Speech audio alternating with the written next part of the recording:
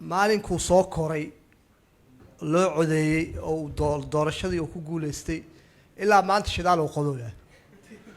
shidaalkii waa socdaale ilaa hadda waa la qodooyaa 4 sano soo socotana waa qodayaan meesha shidaal ma ku jiro malaayga la dhameynaya dadka horta taas u fahmaan malaayga waayigi hore sidii loo heli jiray hadda ma loo helo marka dadka aqligooda ha shaqeeya meeshaan nin ajnabi intuu ku yimaado horta wax nooma qabanaay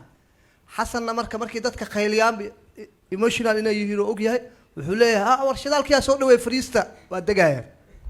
wax kale ma ahan horta xasan sheekh maxamuud khayr allah si horta waa dadaali waa Soomaalidana kulay waxaan isleeyahay emotional way wixii loo sheegay ayaga qaataan marka maalinkuu soo koray loo codeeyay oo doorashadii uu ku guuleystay ilaa maanta shidaal uu qodooyaa shidaalkii waa socdaale ilaa hadda waa la qodooyaa 4 sano soo socotana waa qodayaan meesha shidaal ma ku jiro malaayga la dhameynaya dadka horta taas u fahmaan malaayga waayigi hore sidii loo heli jiray hadda ma loo helo marka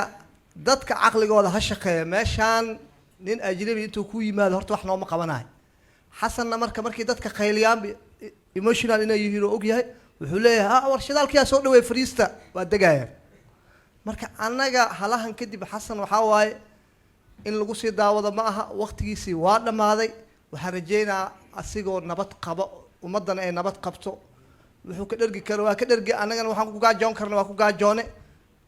marka tartiibkoole waxaan rajeynaa insha Allah inuu nooga tago anaga dagaal marabna waxna marabna buuqna marabna salaam alaykum shirkadda Somnet waxay ku diyaarisay xirmooyinka adeega mudnaan oo si gaar ah ugu jaango'an jeebkaaga iyo baahiyahaaga kana kooban internet kaliya ku hadal kaliya ama internet iyo ku hadal wada socda hel mudnaantaada oo hadda garaac xidig 870 afar gees